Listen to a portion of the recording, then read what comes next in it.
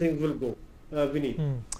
You're absolutely right, sir. And Russia has started evacuating citizens from Lebanon, and a special flight left Beirut with the family members of Russian diplomats. Meanwhile, about 60 people have already been evacuated from Lebanon, is what we are learning at this point in time. And this is breaking news coming in. General Sudhakarji is still with us on the program. General Sudhakarji, obviously, Lebanon is in the eye of the storm. Israel is definitely watchful of a country like Lebanon, Jordan, Egypt and Syria. It's surrounded by foes, but it's important for India also to be evacuating all of its citizens from Israel and the surrounding areas as well, something that we have done very proficiently in the past. Yeah, Vinit, I have been involved in evacuating Indians at some point in time while in uniform, particularly from Yemen and Iraq.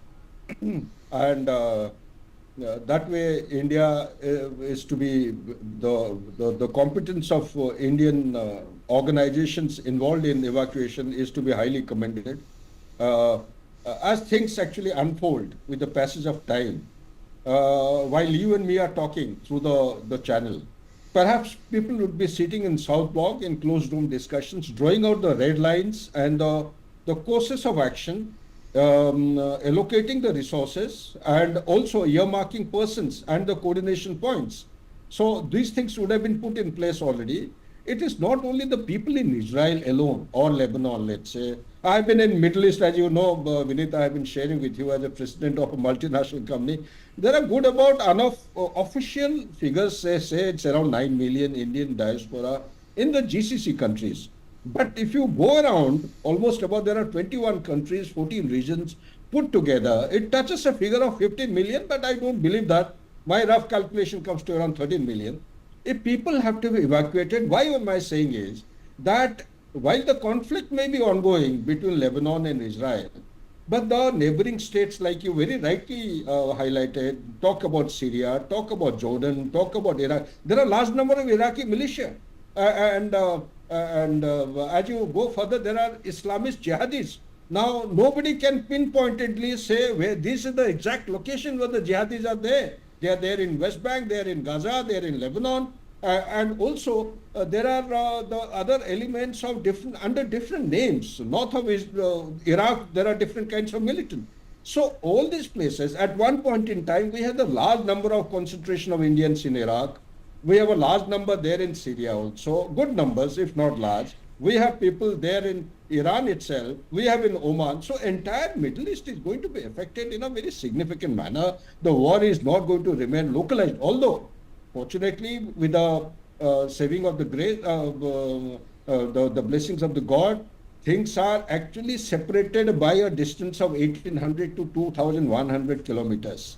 That is why the standoff attacks are more tenable, more likely to be applied by Iran against Israel. So that may be a saving grace, but that actually does not prohibit the non-state actors playing the wolf war against Israel. It has already started. Yesterday, the Houthis had fired, day before yesterday, a good number of missiles from Yemen itself.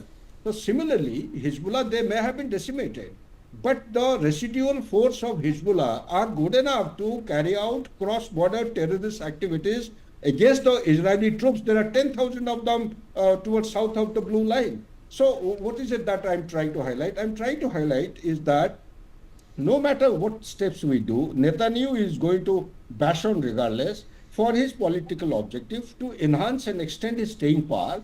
He's already come onto a winning spree now.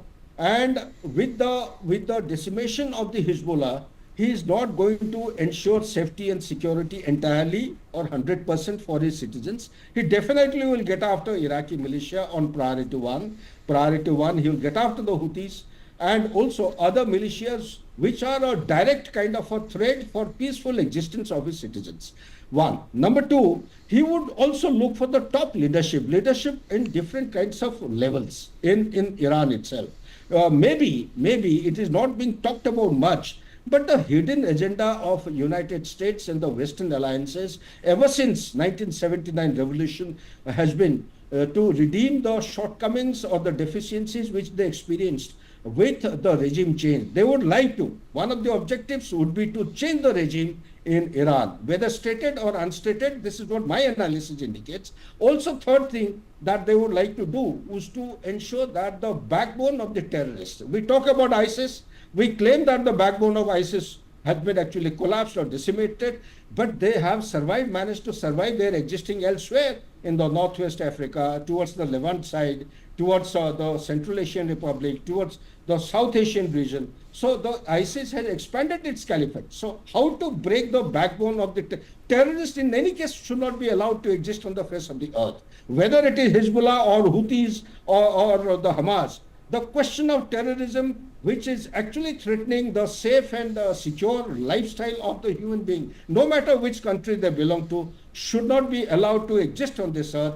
That way, towards that, and the national interest of India is somehow it is aligning with the objective and the interest of Israel. To that extent, I think it should be endorsed fully. However, a red line should be drawn at the international level. The apex organization of global peace and harmony, the United Nations Security Council and the General Assembly, they would do well as per their mandate if a red line could be drawn, if the Secretary General could make a visit to the violent prone area or the volatile area, speak to the leader, make his presence felt. He is not visible at all, neither in Ukraine nor here. What is this the United Nations Security Council existing for? The leadership is supposed to be moving on ground. Even if nothing is moving, some effort should be made to be seen, to be believed. Nothing is happening as far as the United Nations Security Council is concerned. Yes, we all know that 7th October is the anniversary day. Things are likely to have the potential to spike. My assessment is this violent stage is going to spike in next 2 to 3 days. It will continue till 5th of November. And come 5th of November, depending on the outcome, the panning out of the conflict which is ongoing in the Middle East it could develop in that manner depending on who comes to power. Right, sir. And we're also getting to know at least 6 people have been killed and 8 wounded in an Israeli airstrike on a building in central Beirut.